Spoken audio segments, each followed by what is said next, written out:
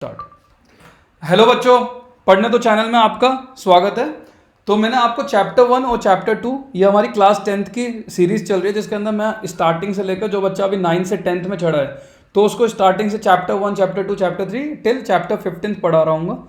तो जब मैं पढ़ाता हूँ चैप्टर 1 के बेसिक्स पढ़ाता हूँ तो उस समय मैं इंटेंशनली ना आपको ना एक्सरसाइजेज नहीं बताता हूँ, क्योंकि देखो बच्चा अगर एक्सरसाइज पहले देख लेता है ना, सॉल्यूशन पहले देखता है, तो वो अपने घर पे कभी भी ना उसको ट्राई नहीं करेगा, उसको कभी भी सॉल्व नहीं करेगा, उसको कभी भी अपनी तरफ से करने की कोशिश नहीं करेगा। तो मैंने इसलिए कभी भी आपको एक्सरसाइजेज नहीं कराई है, मैंने हमेशा आपको बेसिक्स पढ़ाए हैं उसके अंदर। एंड मैं एक्सरसाइजेज का वीडियो कोई भी चैप्टर जब कंप्लीट होता है उसके 7 डेज बाद ही लेता हूँ।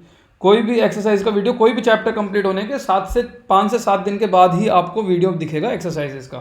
ठीक है बच्चों, तो अब अपन स्टार्ट करते हैं एक्सरसाइजेज चैप्टर 1 की। तो चैप्टर 1 का जो पहला क्वेश्चन है वो है use Euclid division algorithm to find the HCF of 135 and 225। आपको यूक्लिड डिवीजन एल्गोरिथम यूज करके 135 एंड 225 का एचसीएफ फाइंड करना है। ठीक है बच्चों, तो इसको किस तरीके से सॉल्व करेंगे? तो सबसे पहले अपन आते हैं कि यूक्लिड डिवीजन एल्गोरिथम क्या है। यूक्लिड डिवीजन एल्गोरिथम, यूक्लिड बाबा ने अपने को यह बताया था कि भाई कोई भी कंपोजिट नंबर होता है या कोई भी नंबर होता है, आप उसको पी क्यू प्लस आर के टर्म्स में लिख सकते हो। अगर आपको याद नहीं आ रहा है उस चैप्टर को तो उस चैप्टर के लिंक मैंने नीचे बॉटम में दे रखी है, आप उस चैप्टर पे जाइए, उसको दोबारा समझिए एंड उसके बाद वापस इस पर आइए। तो कोई भी यूक्लिड डिवीजन एल्गोरिथम के हिसाब से कोई भी नंबर को आप पी क्यू प्लस आर की फॉर्म में लिख सकते हो। ठीक है बच्चों, अगर हम कोई भी नंबर को भाई पी क्यू प्लस आर की फॉर्म में लिख सकते हैं, ठीक है, और अपने को एचसीएफ निकालना है 135 का एंड 225 का, तो अपन इसको यूक्लिड के हिसाब से लिखना चालू करते हैं। तो भाई साहब देखो 225 is equal to 135 into 1 plus 90। ठीक है बच्चों, 225 is equal to 135 plus into 1 is equal to 90, क्योंकि 225 को अगर आप 135 से माइनस करोगे तो ये 0, 13 7 ये 90 आएगा। ठीक है बच्चों, इसको अगर आप इस तरह से माइनस करोगे तो ये 90 आएगा। अब अगला आइए 135, इस 135 को आप इधर ले आओ, इस 90 को आप इधर ले आओ, जैसे मैंने उस दिन समझाया था आपको। तो 135 is equal to 90 into 1 plus 45। ठीक है बच्चों, and 90 is equal to 45 into 2 plus 0। ठीक है बच्चों, तो आपका एंड में क्या आ गया? आपका इधर रिमाइंडर 0 आ गया। ठीक है बच्चों, आपका इधर रिमाइंडर 0 आ गया। तो भाई आपका 90, आपका जो रिमाइंडर आ गया वो 0 आ गया। तो आपका जो 90 इज इक्वल टू 45 इंटू 2 आ रहा है। ठीक है बच्चों, तो अपना ये समझ में आ गया भाई, रिमाइंडर इधर 0 आ गया, तो जो आपका एचसीएफ है 225 का और 135 का, जो आपका एचसीएफ है वो है 45। आप इसको प्रूव भी कर सकते हो भाई, 45 इंटू 5 तो 225 होता है एंड 45 इंटू 3 135 होता है। तो इस चीज़ को आपने प्रूव कर लिया इधर। ठीक है बच्चों, अब आते हैं अगले क्वेश्चन पे। तो मैं इसका देखो अब सेकंड और थर्ड क्वेश्चन नहीं कराऊंगा, सेकंड और थर्ड क्वेश्चन आपको खुद करना पड़ेगा, आपको उसका सॉल्यूशन आपको कमेंट बॉक्स में देना पड़ेगा एंड मैं आपको वेरीफाई कर दूंगा कि वो क्वेश्चन सही है कि गलत है। अब अपन अगले क्वेश्चन पे आते हैं। अगला क्वेश्चन क्या कहता है? Show that any positive odd integer is of the form of 6q plus 1, 6q plus 3 और 6q प्लस 5। ठीक है बच्चों, तो अपन इस पर आते हैं। तो भाई अगला जो क्वेश्चन है वो ये कह रहा है कि कोई भी पॉजिटिव इंटीजर है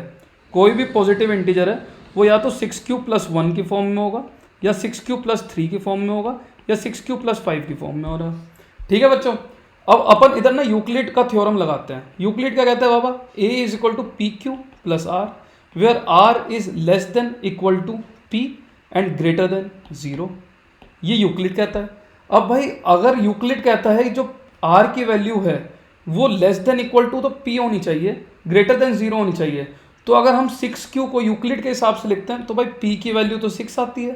ठीक है बच्चों, p की वैल्यू 6 आती है, मतलब r की वैल्यू क्या हो सकती है? 0 1 2 3 4 5। कोई भी आपकी r की वैल्यू इन 6 में से कोई एक हो सकती है, कोई भी आपकी r की वैल्यू इन 6 में से कोई एक हो सकती है। तो अब अगर हमारा कोई भी चीज़ को हम 6q प्लस 1 लिख सकते हैं, या 6q प्लस 2 लिख सकते हैं, या 6q प्लस 3 लिख सकते हैं, या 6q प्लस 4 लिख सकते हैं, या 6q प्लस 5 लिख सकते हैं, या 6q प्लस 6 लिख सकते हैं। ठीक है, अब अपने को क्या प्रूव करना है? अपने को ये प्रूव करना है कि भाई कोई भी ऑड इंटीजर आपका या तो ऐसा होगा या ऐसा होगा या ऐसा होगा। अगर कोई भी ऑड इंटीजर आपका ऐसा होना है तो अपने को इन्वर्सली क्या प्रूव करना है कि भाई इवन इंटीजर कब होगा? इवन इंटीजर कब होगा? अगर वो 2 से डिवाइड हो रहा होगा, अगर वो 2 से डिविजिबल होगा, अगर कोई भी नंबर आपका 2 से डिविजिबल होगा तो वो इवन इंटीजर होगा, एल्स वो ऑड इंटीजर होगा। समझ गए बच्चों? अब भाई अगर ये 2 से डिवाइड होगा तो क्या ये 2 से डिवाइड हो सकता है? भाई 6 तो हो जाएगा, लेकिन 1 होगा, 1 नहीं हो पाएगा, तो ये इवन इंटीजर नहीं है। क्या ये नंबर 6 प्लस 2 से डिवाइड हो सकता है? भाई 6 तो हो रहा है और भाई 2 भी हो रहा है, तो मतलब ये इवन इंटीजर है। सेम पर्पस में ये इवन इंटीजर नहीं है, ये इवन इंटीजर है, ये इवन इंटीजर नहीं है, ये इवन इंटीजर है। तो मतलब जो आपने क्वेश्चन पूछा था, आपने क्वेश्चन पूछा था कि भाई कोई भी ऑड इंटीजर आपका 6 क्यूब + 1 या 6 क्यूब + 3 या 6 क्यूब + 5 की तरीके से ही लिखा जाएगा। तो हमारा ये सेकंड क्वेश्चन भी सॉल्व हो गया कि भाई कोई भी positive integer, show that any positive odd integer is of the form of 6 cube + 1, 6 cube + 3 और 6 क्यूब + 5। ठीक है, सेकंड क्वेश्चन भी हो गया, फर्स्ट क्वेश्चन भी हो गया। अब थर्ड क्वेश्चन पे आते हैं। थर्ड क्वेश्चन क्या कहता है? N army contingent of 616 members, N army contingent of 616 members. तो थर्ड क्वेश्चन के हिसाब से क्या है भाई? कोई आर्मी का कंटिजेंट है, कोई आर्मी का कंटिजेंट है। कंटिजेंट का मतलब क्या होता है? कंटिजेंट का मतलब होता है total number of army people. कोई कंटिजेंट क्या होता है भाई? बहुत सारे ग्रुप ऑफ आर्मी पीपल ना एक साथ चल रहे होते हैं। तो आर्मी कंटिजेंट का मतलब हो गया, कंटिजेंट का मतलब हो गया टोटल नंबर ऑफ आर्मी के पीपल। तो इसके अंदर टोटल नंबर ऑफ आर्मी के पीपल क्या है? 616 हैं, 616 है। अब अगली चीज़ क्या बता रहा है वो? Is to march behind an army band of 32 members. अब भाई कोई भी परेड चलेगी तो उसके अंदर आर्मी का बैंड भी होगा, तो उसको 32 मेंबर्स के एक आर्मी परेड के पीछे चलना है, उसको 32 मेंबर्स के एक आर्मी परेड के पीछे चलना है। ठीक है, तो ये किस तरीके से दिखेगी? ये किस तरीके से दिखेगी भाई? ये इस तरीके से दिखेगी। मैं थोड़ा सा ना इसका साइज़ छोटा करता हूँ ताकि क्या आपको समझा पाऊँ। ये इस तरीके से दिखेगी भाई, कुछ ऐसे ऐसे ऐसे ऐसे और ऐसे ऐसे ऐसे ऐसे ऐसे ऐसे। ठीक है, इस टाइप के तो होंगे आपका आर्मी का बैंड, इस टाइप का तो आपका चल रहा होगा आर्मी का बैंड। ठीक है बच्चों, एंड इस टाइप से ऐसे ऐसे ऐसे ऐसे ऐसे ऐसे ऐसे ऐसे ऐसे ऐसे एंड सो ऑन, इस टाइप का चल रहा होगा आपका, इस टाइप का चल रहा होगा आर्मी के कंटिजेंट। ठीक है बच्चों, तो इसमें तुमने क्या नोटिस किया भाई? क्वेश्चन क्या है? क्वेश्चन क्या है? अब क्वेश्चन पढ़ते हैं। क्वेश्चन ये बोलता है कि an army contingent of 616 members is to march behind an army band of 32 members. ठीक है, अब the two group is to march in the same number of columns. ये बहुत इंपॉर्टेंट चीज़ है भाई, two group is to be march into same number of columns. मतलब ये 5 कॉलम बन रहा है, तो मतलब दोनों जो ग्रुप है ये x नंबर ऑफ कॉलम्स, जो अब अपने इधर कॉलम्स होंगे ना वो सेम होने चाहिए। नंबर ऑफ कॉलम्स ये नंबर ऑफ कॉलम्स आपके सेम होने चाहिए। मतलब आर्मी का जो बैंड है वो भी जितने आगे एक लाइन में होंगे, नंबर ऑफ पीपल जो आर्मी बैंड में एक लाइन में होंगे, उतने ही आर्मी के कंटिजेंट भी एक लाइन में होने चाहिए। समझ गए बच्चों? अब what is the maximum number of columns in which they can march? What is the maximum number of columns in which they can march? तो बच्चों अपने को इधर करना क्या है? अब सबसे बड़ा डाउट क्या आता है? सबसे बड़ा डाउट आता है भाई HCF निकालना है या LCM निकालना है। क्योंकि देखो इतना तो समझ में आपको आ गया कि या तो इस नंबर में HCF निकलेगा या इसके अंदर LCM निकलेगा। अब मैंने आपको उस दिन समझाया था, उस दिन मैंने आपको ये समझाया था कि अगर आपको HCF निकालना है तो मतलब HCF आपका दोनों नंबर से कम होगा या तो छोटे वाले नंबर के बराबर होगा, और अगर LCM निकालना है तो LCM आपका दोनों नंबर से बड़ा होगा या छोटे वाले नंबर के बड़े वाले नंबर के बराबर होगा। अब देखो इसके अंदर भाई LCM तो निकल नहीं सकता। LCM क्यों नहीं निकल सकता?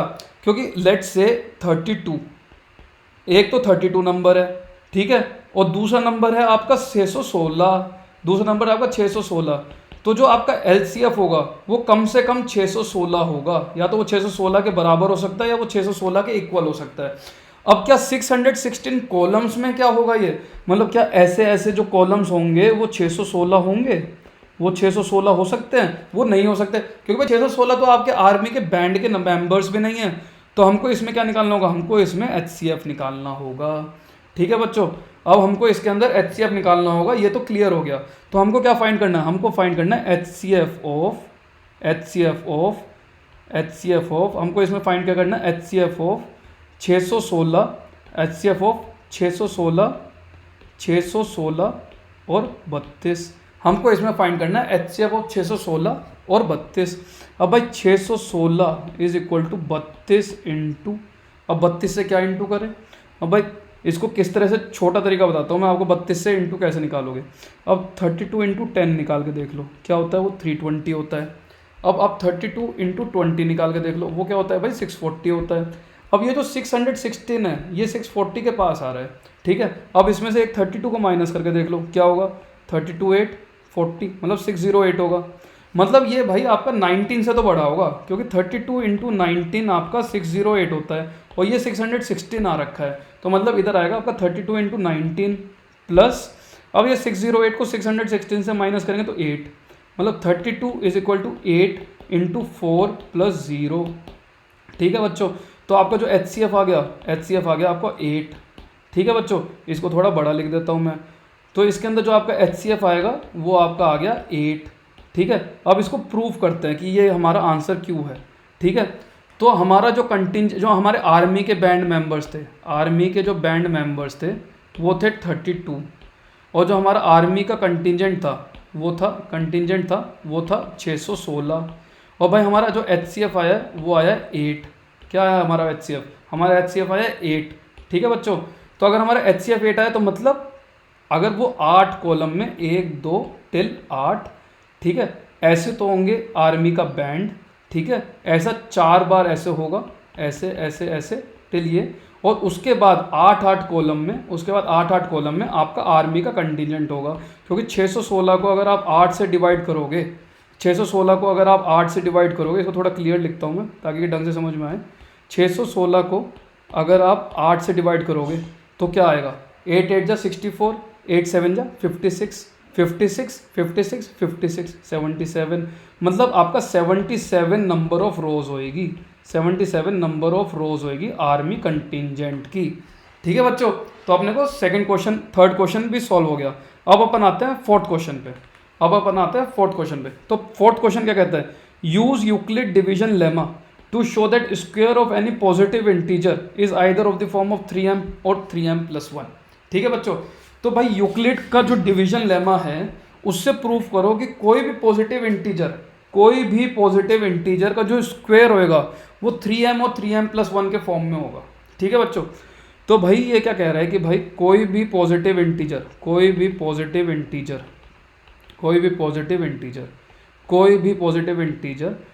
का जो स्क्वायर होएगा, कोई भी पॉजिटिव इंटीजर को अगर आप स्क्वायर करोगे तो वो आपका 3m और 3m+1 की फॉर्म में होगा, ठीक है बच्चों। ये क्या कह रहा है, ये कह रहा है कि कोई भी positive integer, square of any positive integer is of the form of 3m और 3m+1, ठीक है। तो ये क्या हो सकता है, कोई भी यूक्लिड डिवीजन लेमा के हिसाब से कोई भी पॉजिटिव इंटीजर, तो आप एज्यूम कर लो कि कोई भी पॉजिटिव इंटीजर आपका 3q होगा या 3q+1 होगा या 3q+2 होगा, ठीक है। अगर आपको ये समझ में नहीं आ रहा तो आप सेकंड क्वेश्चन को रिवाइज कर लो जो मैंने अभी आपको सॉल्व करके दिया है, ठीक है। तो भाई कोई भी पॉजिटिव इंटीजर, तो अगर मान लो 3q हुआ तो इसको अगर हम स्क्वायर करेंगे, 3q का हम स्क्वायर लेंगे, अगर हम 3q का स्क्वायर लेंगे, ठीक है, तो ये क्या होगा, ये होगा 9q², ये होगा 9q², ठीक है। तो 9q², और अगर आप 9q² होगा, और अगर आप 9q² को क्या आप 3m की टर्म्स में लिख सकते हो, 3m की टर्म्स में लिख सकते हो, भाई लिख सकते हैं। अगर हम m को 3q लिख दें, ठीक है, अगर m को 3q लिख दें तो 9q² क्या हो जाता है, 3 × 3q which is equal to 9q², ठीक है। तो भाई इसका पहला तो 3m की फॉर्म में आ गया है, ठीक है। अब अगला चेक करते हैं, अब अगला क्या चेक करते हैं कि अगला क्या होगा, ठीक है। अगला चेक करते हैं कि अगला क्या होगा। भाई 3q+1 का अगर आप स्क्वायर करोगे, ठीक है, तो a+b² लगाइए, 9q² प्लस 2 × 3 6q+1, ठीक है। अब भाई इधर 3q को कॉमन ले लो, इधर 3q को कॉमन ले लो, तो 3q को कॉमन ले लिया तो क्या होगा, 3q+2+1, ठीक है। और अगर आप इसको लिख सकते हो आप q, 9q+6+1, ठीक है बच्चों।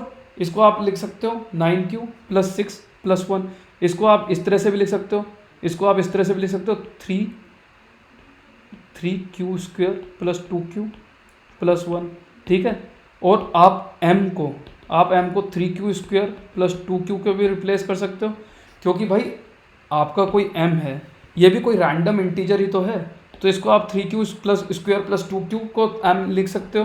तो मतलब ये हो गया 3m प्लस 1। ठीक है, तो आपको ये समझ में आ गया भाई 3q प्लस 1 का होल स्क्वायर भी आप इस तरह से लिख सकते हो 3m प्लस 1। ठीक है, अब अगला देखते हैं 3q प्लस 2 का होल स्क्वायर, ये हो गया आपका 9q² प्लस 2 3 जा 6 2 जा 12q प्लस 4।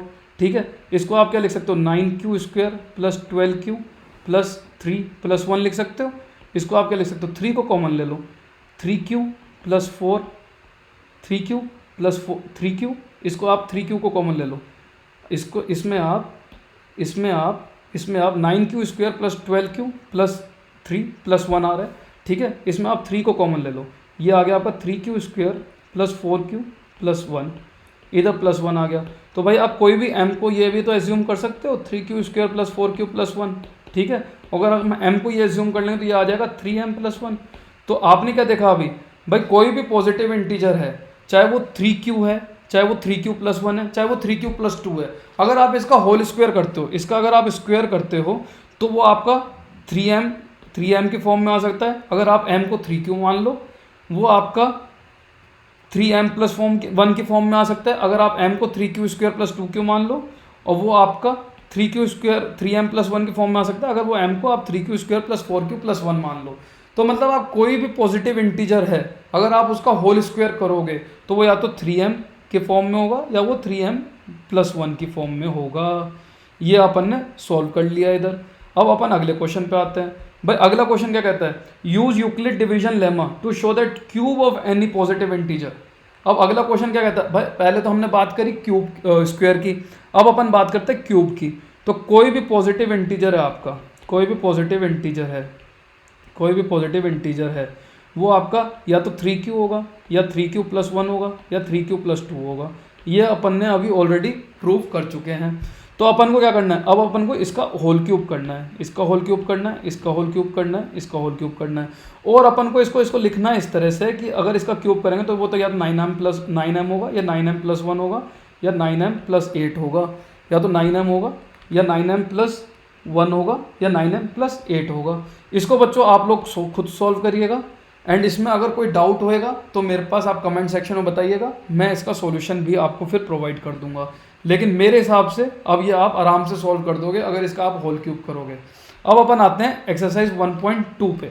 ठीक है बच्चों, तो एक्सरसाइज 1.2 पे आते हैं। तो एक्सरसाइज 1.2 खुल जा सिम एक्सरसाइज 1.2 एक्सरसाइज 1.2।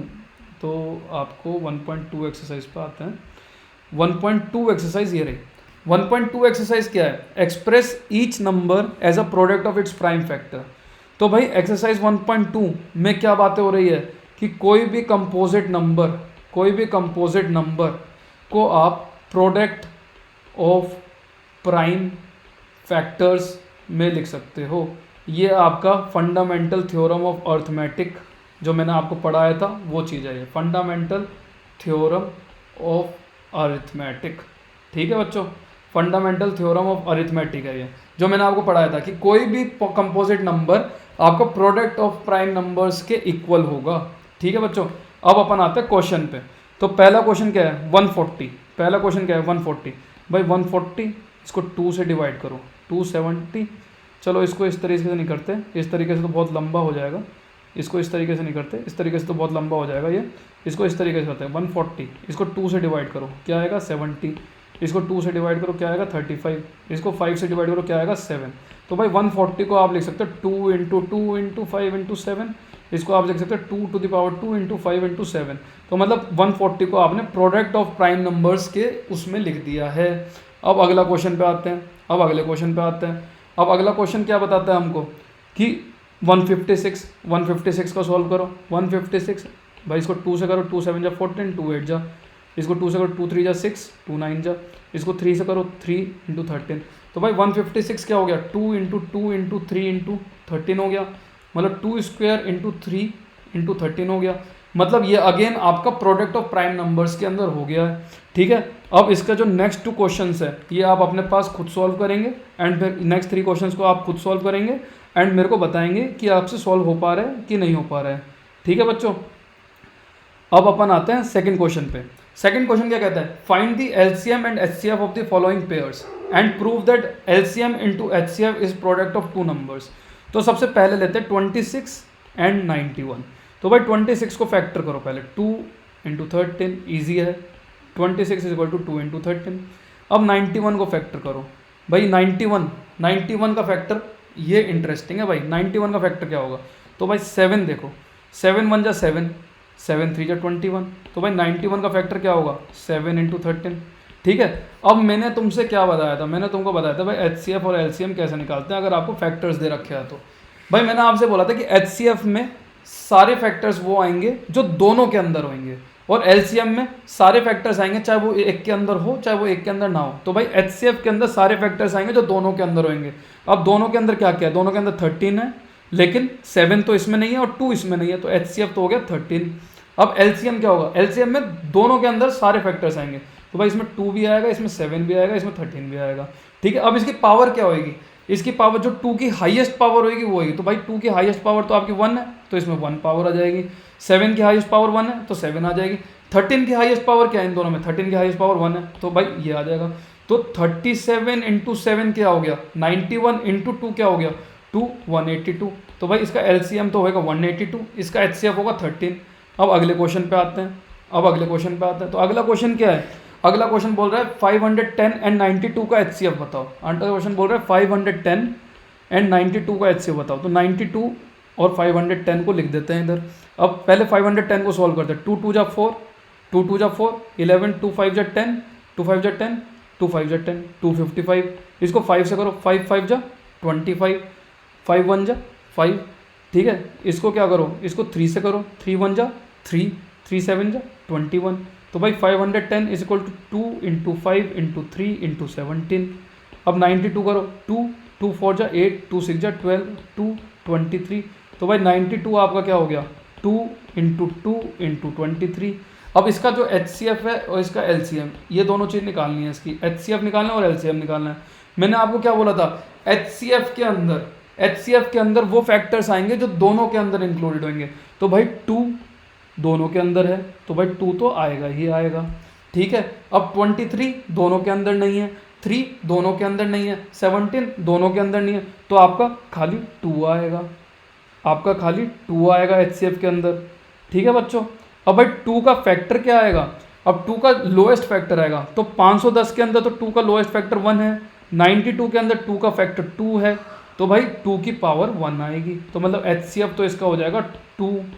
ठीक है, अब एलसीएम पे आते हैं। एलसीएम में मैंने आपसे बोला था कि भाई सारे फैक्टर्स आएंगे, तो एलसीएम आएगा 2 इंटू 5 इंटू 3 इंटू 17 इंटू 23।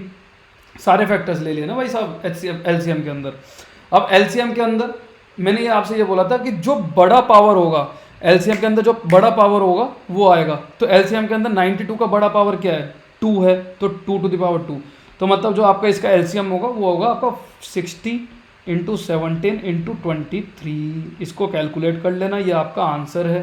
तो भाई 60 क्या होगा, 2 टू द पावर 4 5 जो 20 इंटू 3 60, इस तरह से लिख दिया है मैंने, ये आपका आंसर है। अब अगले क्वेश्चन पे आते हैं, तो अगला क्वेश्चन क्या है, अगला क्वेश्चन है 3 नंबर का एचसीएफ निकालना। 3 नंबर का एचसीएफ निकालना। 3 नंबर का एचसीएफ तब निकाला जाएगा, 3 नंबर का एचसीएफ निकालने का सिंपल सा तरीका है। 3 नंबर का एचसीएफ को निकालने का सिंपल सा तरीका है कि तीनों नंबर के आप प्राइम फैक्टर ले लीजिए, एंड तीनों नंबर के प्राइम फैक्टर लेके जो उसके अंदर कॉमन होगा वो लगाइए। तीनों नंबर के आप प्राइम फैक्टर ले लीजिए, जैसे 12 15 और 21 का प्राइम फैक्टर ले लीजिए। भाई 12 क्या होता है, 12 आपका 2 इंटू 3 इंटू 2 होता है। 15 क्या होता है, 15 आपका 3 इंटू 5 होता है। और 21 क्या होता है, 21 आपका 3 इंटू 7 होता है। ठीक है, अब एचसीएफ क्या होगा, एचसीएफ होगा इसके अंदर भाई 2 तो इसके अंदर है लेकिन इसके अंदर नहीं है, ठीक है। तो भाई 2 तो एचसीएफ के अंदर आएगा नहीं, 3 इसके अंदर है, तो भाई 3 एचसीएफ के अंदर आएगा। उसके बाद 5 इसके अंदर नहीं है, इसके अंदर है, तो 5 तो आएगा नहीं। 7 इसके अंदर है, इसके अंदर नहीं है, तो 7 भी नहीं आएगा। तो मतलब इसके अंदर या तो आप इसके अंदर सिर्फ एक 3 आएगा। तो भाई इन तीनों के फैक्टर इन तीनों का फैक्टर का HCF 3 होगा। इस तरह से आप LCM भी निकाल सकते हैं। अब अगले क्वेश्चन पे आते हैं। अगला क्वेश्चन क्या कहता है, गिवन दैट HCF ऑफ 306। ये बहुत इंटरेस्टिंग क्वेश्चन है, ये आपको बहुत सारे कॉम्पिटेटिव एग्जाम्स में आता है। ये बहुत इंटरेस्टिंग क्वेश्चन है, ये बहुत सारे कॉम्पिटेटिव एग्जाम्स में आता है कि भाई उसमें ये बोल दिया जाता है कि HCF तो 2 नंबर का दे रखा होता है। HCF आपको 2 नंबर का दे रखा होगा, A और B का HCF तो दे रखा है लेट्स से C, और आपको बोलेगा कि LCM निकालो इसका। आपको ये बोलेगा LCM निकालो इसका। अब अपन ना पहले उस पर आते हैं जो अपन ने पहले क्वेश्चन किया था। भाई 32 तो आपका आर्मी बैंड है, ठीक है, और 616 32 तो आपका आर्मी बैंड है और 616 आपका कंटिजेंट है, ठीक है। अब इसमें क्या बोला, इसमें आपका जो HCF था वो आपका क्या आ गया था, 8 आ गया था, ठीक है। तो अपन LCM कैसे निकालेंगे, तो भाई मैंने आपको क्या बताया, HCF into LCM is equal to product of two numbers. मैंने आपको बताया था ना ये कि HCF और LCM का जो प्रोडक्ट करोगे, जो दोनों नंबर्स के प्रोडक्ट आएगा उसके इक्वल होएगा। तो भाई आर्मी कंटिजेंट तो भाई 32 है into 616, 32 into 616 is equal to 8 into X. तो अगर आप जो x निकाल लोगे वो आपका इसके अंदर LCM होगा, मतलब 8 चौक 32, ये आपका इसके अंदर LCM होगा। भाई इसको डिवाइड कर लेना, मल्टीप्लाई कर लेना, आपको निकल जाएगा। तो अपना क्वेश्चन क्या है, अब अपना क्वेश्चन क्या है, HCF of 306 and 657, 306 into 657 is equal to, भाई इन दोनों का जो HCF है, इन दोनों का जो HCF है वो है 9, इन दोनों का जो HCF है वो है 9, तो आपको LCM निकालना है। अब अपने उस थ्योरम के हिसाब से अगर 9 इंटू LCM करोगे तो वो 306 इंटू 657 होगा। अब पहले इसको चेक करो ये 3 से डिविजिबल है कि नहीं है। भाई 6 और 3 9 होते हैं, तो ये 3 से डिविजिबल है। कैसे, 103 है, सॉरी 102, ये 102 हो जाएगा, ठीक है बच्चों, 102 इंटू, अब चेक करो ये 3 से डिविजिबल है कि नहीं है। भाई 6 और 5 11 और 7 18, इनकी सम ऑफ डिजिट्स 3 से डिविजिबल है, तो ये भी 3 से डिविजिबल है। तो 3 2 जा 6, 3 1 जा 3, 3 9 जा 27। अब भाई 102 और 219 को मल्टीप्लाई करोगे तो वो आपका LCM होगा, ठीक है। इसको सॉल्व करने का इजी तरीका बताता हूँ। पहले आप इसको 100 कर लो और इसको 2 से तोड़ दो, इंटू 219 कर लो। भाई ये 2000 ये हो गया, 219 को 100 से मल्टीप्लाई कर लो, प्लस 219 को 2 से मल्टीप्लाई कर दो, 2 9 जा 18, 2 1 जा 2 3, 2 2 जा 4, इधर 438 लिख दो। भाई ये 38 तो है ही, 9 और 4 13 है ही, तो ये हो गया 22,338। इतना बड़ा इसका LCM आया है, इसका इतना बड़ा इसका LCM आया है। अब अगले क्वेश्चन पे आते हैं। अगला क्वेश्चन क्या कहता है, ये भी बहुत इंटरेस्टिंग क्वेश्चन है, ये भी बहुत इंटरेस्टिंग क्वेश्चन है। तो भाई ये क्या कहता है, 6 टू द पावर n, क्या वैल्यू होएगी n की, कि ये एंड में इस नंबर के 0 आए, एंड में इस नंबर के 0 आए, ठीक है। तो इस क्वेश्चन को पहले समझते हैं कि ये क्वेश्चन कहना क्या चाहता है, ये क्वेश्चन कहना क्या चाहता है। तो भाई ये क्वेश्चन ये कहना चाहता है कि अगर आप n की वैल्यू क्या होएगी, तो लेट से n की वैल्यू 1 है तो 6 टू द पावर n 6 हो गया, n की वैल्यू 2 है तो ये 36 हो गया, n की वैल्यू 3 है तो ये क्या हो गया, 6 6 जा 36, 6 3 जा 18, 216 हो गया। n की वैल्यू 4 है तो ये क्या हो गया, 6 6 जा 36, ठीक है बच्चों, 6 6 जा 36, 6 1 जा 6 9, 6 2 जा 12, ये 1296 हो गया। तो ये क्वेश्चन ये कहना चाह रहा है कि भाई ये कभी 0 से एंड होगा कि नहीं होगा, ये कभी 0 से एंड होगा कि नहीं होगा। ये क्वेश्चन ये कहना चाह रहा है ये कभी 0 से एंड होगा कि नहीं होगा। तो बच्चों ये कैसे निकालेंगे ये कभी 0 से एंड होगा कि नहीं होगा।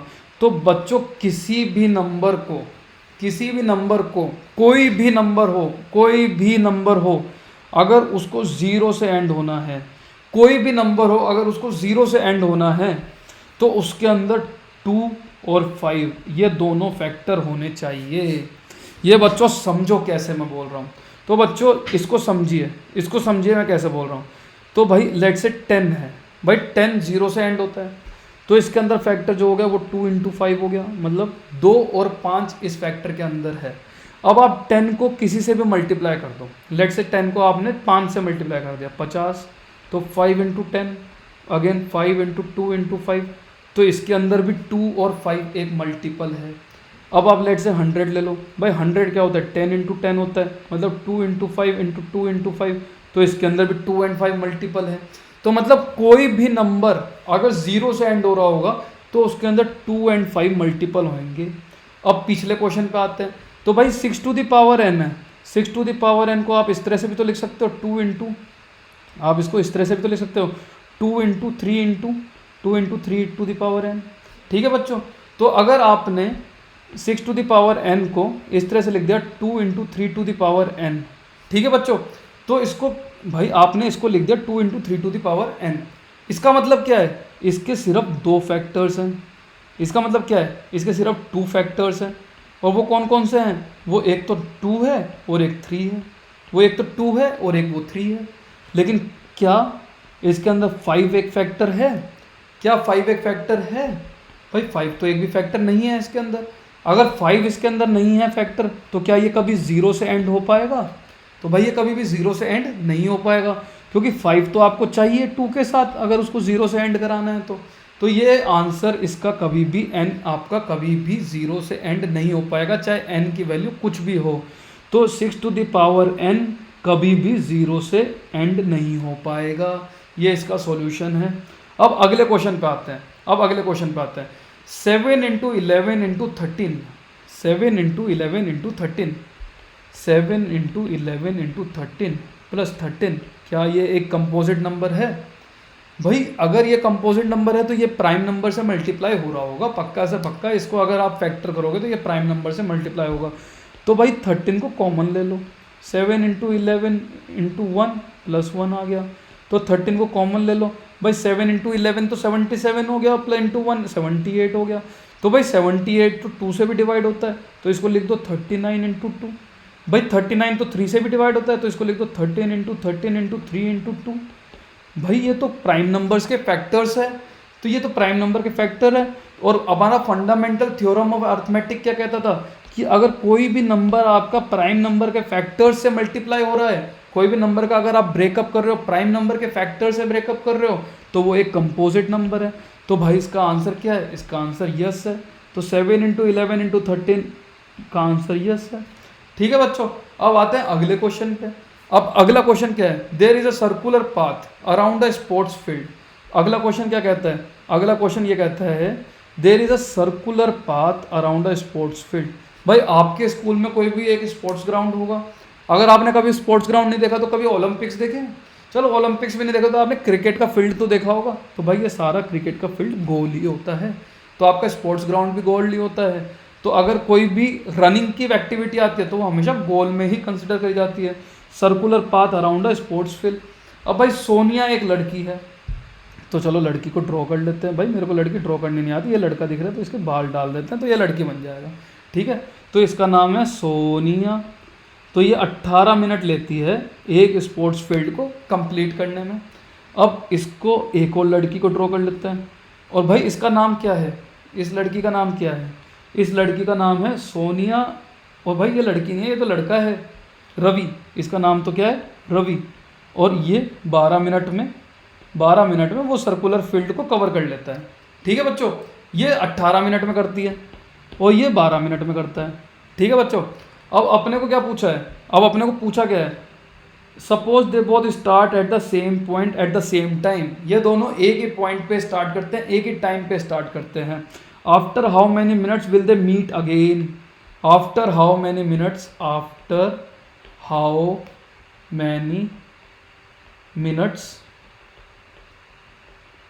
Will they meet again. ठीक है, अब भाई ये क्वेश्चन थोड़ा इंपॉर्टेंट क्वेश्चन है और थोड़ा बढ़िया क्वेश्चन है ये।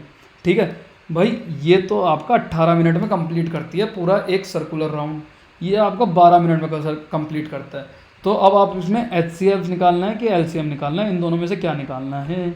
ये देखो मैंने अब आपको क्या समझाया था भाई, क्या इसका आंसर HCF हो सकता है, क्या इसका आंसर HCF हो सकता है, इसका आंसर क्या HCF हो सकता है। भाई चलो इसको ट्राई करते हैं। तो रवि ने अगर 12 मिनट में एक राउंड को रवि पूरा कंप्लीट करता है, ठीक है, रवि ने 12 मिनट में राउंड कंप्लीट कर लिया, तो सोनिया 18 मिनट में करती है, तो सोनिया उस 12 मिनट में कहाँ पे होएगी, उस 12 मिनट में। भाई 18 मिनट क्या होता है, 6 इंटू 3 होता है, ठीक है, और 12 मिनट क्या होता है, 6 इंटू 2 होता है। मतलब रवि 6 मिनट में आधा राउंड कंप्लीट कर लेता है। 6 मिनट में रवि आधा राउंड कंप्लीट कर लेता है।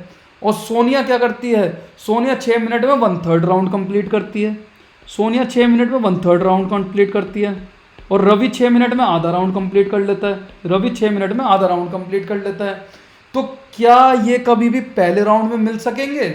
भाई अगर 6 मिनट में आधा राउंड हो रहा है, सोनिया का 6 मिनट में 1/3 राउंड हो रहा है, तो रवि का 12 मिनट में कितना होगा? रवि 12 मिनट में कंप्लीट राउंड कर लेगा। लेकिन सोनिया का कितना होगा? सोनिया 12 मिनट में 2/3 राउंड कंप्लीट करेगी।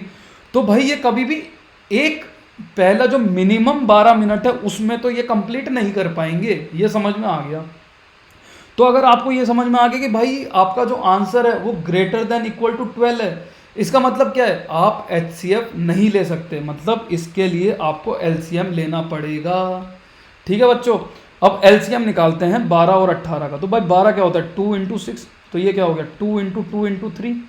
और 18 क्या होता है? 2 × 9, ये क्या हो गया? 2 × 3 × 3। ठीक है बच्चों, अब अपना जो LCM है, LCM में फैक्टर्स आ रहे हैं, तो इसमें 2 और 3 फैक्टर्स है।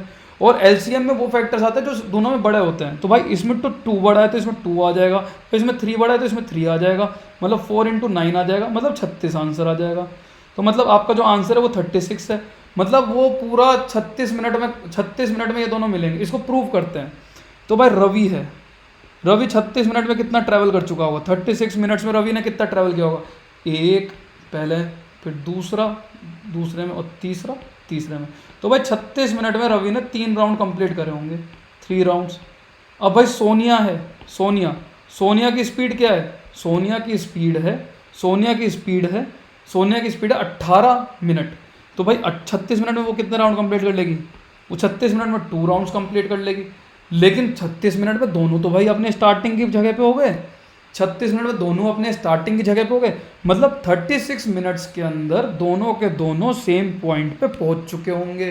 तो मतलब 36 मिनट्स के अंदर दोनों के दोनों एक साथ मिल रहे होंगे। तो मतलब इस क्वेश्चन के अंदर हमको निकालना होगा LCM। ठीक है बच्चों, तो आपको ये बात ध्यान रखना है, LCM आपको तब निकालना होता है अगर आपको लगता है जो आपका आंसर है वो greater than equal to highest number है। और HCF आपको तब निकालना होता है अगर आपको लगता है कि जो आपका आंसर है वो less than equal to lowest number है। ये एक टिप एंड ट्रिक है, इसको याद रख लीजिए। आप क्वेश्चन आराम से सॉल्व कर दोगे, बहुत आराम से सॉल्व कर दोगे। अब अपन आते हैं अगली एक्सरसाइज पे। तो बच्चों अगली एक्सरसाइज पे आते हैं। अगली एक्सरसाइज क्या कहती है? अगली एक्सरसाइज क्या आती है? अगली एक्सरसाइज के क्वेश्चंस खुल जाते हैं भाई। अगली एक्सरसाइज के क्वेश्चन खोल दो। कैंसिल 1.3। तो अगली एक्सरसाइज में 3 ही क्वेश्चन है। अगली एक्सरसाइज में 3 क्वेश्चन है। तो भाई पहला क्वेश्चन क्या है? √5 इज एन इरेशनल नंबर। दूसरा क्या है? 3 + √5 इज एन इरेशनल नंबर। और तीसरा क्या है? 1/√2, 7/√5, 6 + √2 इज एन इरेशनल नंबर। तो बच्चों मैं आपको एक क्वेश्चन सॉल्व करके दिखाऊंगा और मैं थोड़ा सा डिफिकल्ट ले लेता हूँ ताकि कि आपके लिए ईजी हो। लेट्स से मैं ये ले लेता हूँ 1/√2। ठीक है बच्चों, मैं ले लेता हूँ 1/√2 वाला क्वेश्चन। ठीक है, तो let's prove 1/√2 is an irrational number. Let's prove 1/√2 is an irrational number. ठीक है बच्चों, ये मैं ले लेता हूँ इरेशनल नंबर। ठीक है बच्चों, तो बच्चों देखो, अगर 1/√2 आपका इरेशनल नंबर होगा तो वो 1/√2 आपका रैशनल नंबर तो नहीं हो सकता। तो इसको एज्यूम कर लेते हैं कि 1/√2 आपका रैशनल नंबर है। लेट अस एज्यूम, ये पहला आपका अजम्पशन हो गया। ये आपका अजम्पशन हो गया। भाई अजम्पशन क्या है? आपका 1/√2 एक रैशनल नंबर है, ये आपने एज्यूम कर लिया। इसका मतलब क्या हुआ कि भाई जो P एंड Q है, P एंड Q ये कोप्राइम नंबर्स है। ठीक है, पहली चीज़ तो अजम्पशन का मतलब क्या हुआ भाई? अजम्पशन का मतलब क्लियरली स्पेसिफाई कर देते हैं कि P और Q कोप्राइम नंबर्स है। अब कोप्राइम नंबर्स क्या होते हैं? कोप्राइम नंबर्स ये होते हैं कि भाई दो नंबर P और Q सिर्फ 1 से डिविजिबल होंगे, 1 से डिविजिबल होंगे और किसी भी नंबर से डिविजिबल नहीं होंगे। वो आपस में और किसी भी नंबर से डिविजिबल नहीं होंगे, मतलब ना तो वो 2 से डिविजिबल होंगे, ना वो 3 से डिविजिबल होंगे, ना वो 5 से डिविजिबल होंगे। ठीक है बच्चों, तो अपन ने ये ले लिया। तो भाई 1/√2 इज इक्वल टू P/Q। तो क्या हो गया भाई साहब? Q को इधर ले जाते हैं, √2 को इधर ले जाते हैं, भाई Q is equal to P√2 हो गया। ठीक है बच्चों। अब इन दोनों का स्क्वायर कर लेते हैं, तो भाई Q square is equal to P square into two. ठीक है, मतलब क्या हो गया भाई, Q square is equal to twice into P square. मतलब भाई पी स्क्वायर क्या है, पी स्क्वायर एक नंबर है जो कि इंटीजर है। ठीक है, जो कि इंटीजर है, क्योंकि पी एक इंटीजर है। ठीक है, पी एक इंटीजर है, तो भाई क्यू स्क्वायर बाय टू भी एक इंटीजर है, क्यू स्क्वायर बाय टू भी एक इंटीजर है। मतलब क्यू स्क्वायर बाय टू अगर इंटीजर है तो क्यू स्क्वायर से टू से डिविजिबल है। इसका मतलब क्या हो गया, इसका मतलब क्या हो गया भाई, टू डिवाइड्स क्यू स्क्वायर। ठीक है, अब अपन ने एक थ्योरम पढ़ी थी पहले चैप्टर में कि अगर भाई p डिवाइड करता है ए स्क्वायर से तो p a का भी मल्टीपल a को भी डिवाइड कर रहा होगा।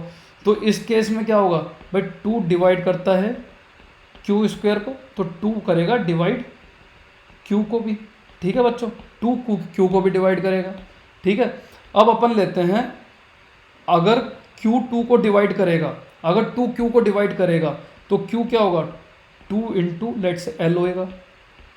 भाई क्यू टू का कोई फैक्टर हो गया, क्यू क्या है, टू क्यू का कोई ना कोई फैक्टर है, तो क्यू को आप इस तरह से लिख सकते हो।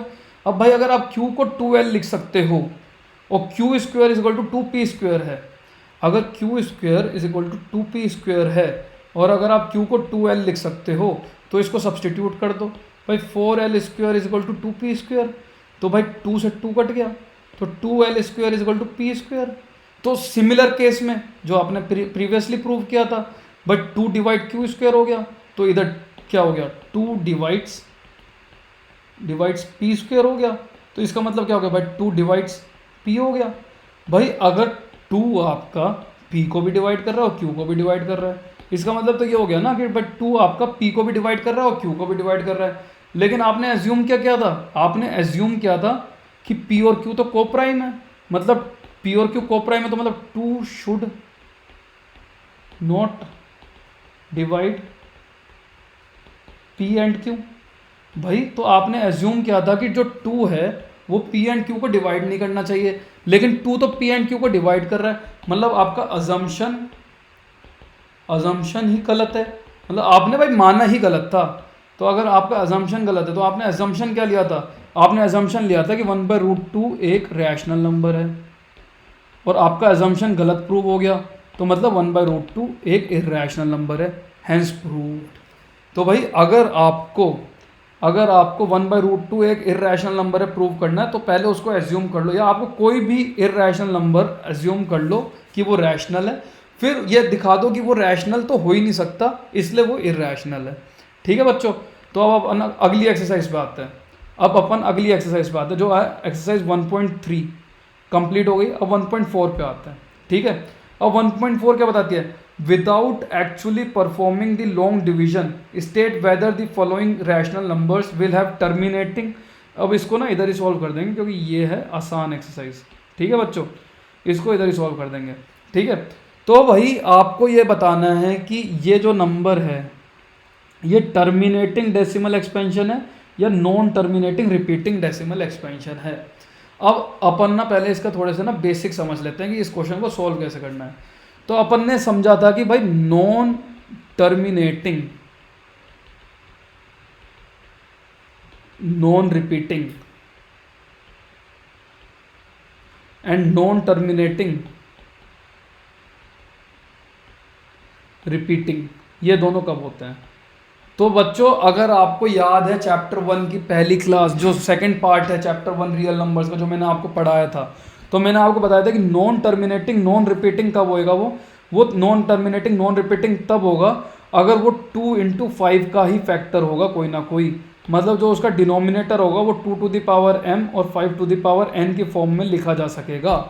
और वो नॉन टर्मिनेटिंग रिपीटिंग कब होगा, वो नॉन टर्मिनेटिंग रिपीटिंग तब होगा जब उसका जो डिनोमिनेटर है वो 2 to the power m और 5 to the power n के फॉर्म में नहीं होगा, उसमें कोई ना कोई अलग सा प्राइम नंबर होगा जिसकी पावर q होगी, कोई भी पावर हो सकती है। तो अब अपन इस पे आते हैं 3125।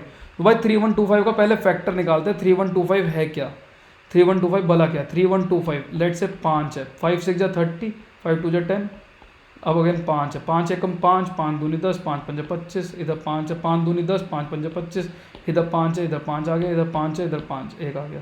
तो भाई 3125 क्या हो गया, 3125 1 2 3 4 5, 5 टू द पावर 5 हो गया। 3125 5 इंटू द पावर 5 हो गया, तो मतलब ये 2 to the power m 5 to the power n की फॉर्म में है कि नहीं है भाई? ये बिल्कुल है 2 टू द पावर 5 और 5 टू द पावर n की, क्योंकि इसमें जो m की वैल्यू 0 है और n की वैल्यू 5 है। तो भाई अगर ये इस फॉर्म में है, अगर ये 2 to the power 5 to the power n की फॉर्म में है, तो ये क्या है, ये एक टर्मिनेटिंग डेसिमल एक्सपेंशन है। तो मतलब ये क्या है, ये एक टर्मिनेटिंग डेसिमल एक्सपेंशन है। ठीक है बच्चों, समझ में आ गया। अब अपन आते हैं 7th क्वेश्चन देखते हैं। अब अपन देखते हैं 7th क्वेश्चन। तो 7th क्वेश्चन क्या है, 7th क्वेश्चन में जो आपका डिनोमिनेटर है वो 2 to the power 2, 5 to the power 5, 7 to the power लेट से 3 है। ठीक है बच्चों, तो भाई ये आपका क्या 2 to the power m 5 to the power n की फॉर्म में है? भाई इसमें ये तो है, ये तो है, लेकिन इसमें ये भी तो है। तो अगर इसमें 7 टू द पावर 3 है तो मतलब क्या है, ये 2 to the power m 5 to the power n की फॉर्म में नहीं है, और ये 2 to the power m 5 to the power n p to the power q की फॉर्म में है, क्योंकि इसमें 7 जो कि p है और q जो कि 3 है। ठीक है बच्चों, तो अगर इसमें डिनोमिनेटर में कोई और प्राइम नंबर इन्वॉल्व हो गया है तो ये आपका क्या होगा, नॉन टर्मिनेटिंग रिपीटिंग नंबर। ठीक है बच्चों, तो ये आपको क्वेश्चन, बाकी मैंने इसमें आपको बाकी चीज़ें आपको खुद सॉल्व करनी होगी। मैंने आपको 2 क्वेश्चंस करके दिखा दिए हैं, बाकी कोई भी क्वेश्चन में इसमें इन 10 क्वेश्चन में किसी में भी डाउट होगा तो आप मेरे को कमेंट सेक्शन में बताइएगा। अब अगला क्वेश्चन पे आते हैं। Write down the decimal expansion of those rational numbers in question 1 which have terminating decimal expansion.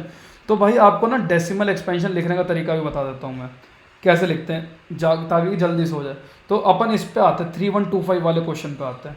तो भाई 3125 में क्या था, 13 डिवाइड बाई 3125 था। ठीक है बच्चों, 13 डिवाइड बाई 3125 था, 13 डिवाइड बाई 3125 था। तो ये क्या था, ये क्या था, ये था आपका 3125, तो 5 टू द पावर 5 थी, 3125 5 टू द पावर 5 थी। ठीक है बच्चों, तो ये हो गया 13 divide by 5 to the power 5। अब भाई 2 टू द पावर 5 को तो दोनों तरफ आप मल्टीप्लाई डिवाइड कर सकते हो, नहीं कर सकते हो भाई? ये कट जाएगा तो कर तो सकते ही हो। ठीक है बच्चों, ये कट जाएगा तो कर तो सकते ही हो। तो ये क्या हो गया, 13 इंटू 2 टू द पावर 5 क्या हो गया, 2 टू द पावर 5 हो गया 2 इंटू 2 4 इंटू 2 8 इंटू 2 16 इंटू 2 32। ठीक है, तो 13 into 32 divided by 10 to the power 5। ठीक है, 13 into 32 into 30 divide by 10 to the power 5। अब भाई 32 इंटू 13 निकाल सकते हो कि नहीं निकाल सकते हो? भाई निकाल सकते हैं। 3 2 6, 3 3 9, 0 1 2 2, 1 3 3, 6 9 2 11, 1 3 4 1 6। तो भाई हो गया 416 divide by 10 to the power 5। अब देखो ये आप आराम से निकाल सकते हो 0.00416, ये आपका डेसिमल एक्सपेंशन हो गया। तो अगर आपको कोई भी नंबर का डेसिमल एक्सपेंशन लेना है तो आपको डिनोमिनेटर में उसको 10 टू द पावर में कुछ लेके आ जाना है, उससे आप आराम से उसका डिनोमिनेटर निकाल पाओगे। इस बात को ध्यान रखना। अब अगले क्वेश्चन पे आ जाते हैं। अब अगला क्वेश्चन क्या कहता है, the following real numbers have decimal expansion as given below, what can you say about the prime factor. तो भाई ये तो मैथ्स तो वही चीज़ कहता है कि अगर आपका, अब ये क्या पूछ रहा है, अब ये क्या पूछ रहा है, अब ये पूछ रहा है, आप इसको इस तरह से समझिए कि इसने एक डेसिमल नंबर दे दिया, इसने एक डेसिमल नंबर दे दिया। ठीक है, अब ये पूछ रहा है कि उसका डिनोमिनेटर कैसा होगा। भाई तो डिनोमिनेटर कैसा होगा, अगर आपका जो डेसिमल नंबर है वो आपका टर्मिनेटिंग एंड नॉन रिपीटिंग होगा, अगर वो आपका टर्मिनेटिंग और नॉन रिपीटिंग होगा तो उसका जो डिनोमिनेटर होगा वो 2 to the power m 5 to the power n की फॉर्म में होगा। और वो अगर terminating non terminating and repeating होगा, अगर वो नॉन टर्मिनेटिंग एंड रिपीटिंग होगा तो उसका जो डिनोमिनेटर है वो 2 to the power m 5 to the power n और p to the power q की फॉर्म में होगा। ठीक है बच्चों, वही भाई अगर a इक्वल टू बी होगा तो b इक्वल टू सी होगा, तो a इक्वल टू सी तो होगा, और अगर a इक्वल टू बी होगा तो b तो इक्वल टू a होगा। तो ये है।